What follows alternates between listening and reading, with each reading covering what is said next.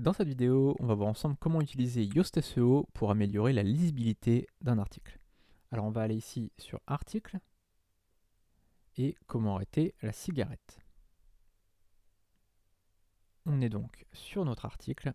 Tu vois qu'on a Yoast SEO qui va être en vert ici sur SEO, mais par contre en lisibilité, pour l'instant, c'est pas terrible, il y a beaucoup de choses à revoir. Et la première chose, c'est hiérarchie des titres. Vous n'utilisez pas de titre alors que votre contenu est relativement long. Essayez d'en ajouter. Alors là, tu vois qu'ici, on n'a pas du tout mis de titre de H2 ou de H3. Là, c'est le H1, celui-ci, d'accord? Et donc, on va essayer de faire une hiérarchie, c'est-à-dire une structure assez cohérente. C'est-à-dire qu'on va mettre par exemple 2 H2, à l'intérieur, on va mettre des H3, à l'intérieur des H3, on va mettre des H4, etc. Tu vois, si tu as un exemple à prendre, c'est Wikipédia qui fait ça excellemment bien. C'est-à-dire qu'ils ont un H1, c'est le titre de l'article, et ensuite ils ont plusieurs H2, et à l'intérieur des H2, ils ont des H3. D'accord?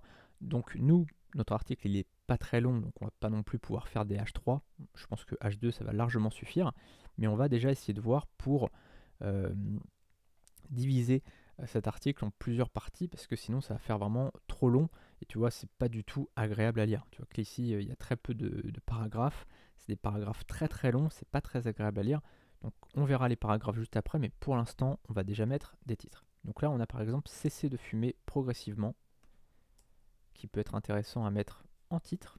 Hop, je le mets ici, et tu vois qu'ici, on peut modifier, changer le style ou le type du bloc. On clique, on va mettre titre, et donc on va laisser tout simplement H2.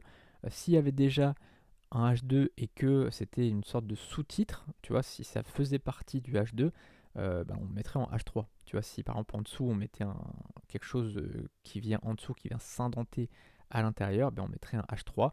Il faut en fait qu'il y ait une cohérence. Donc là, on peut continuer. Touk touk touk.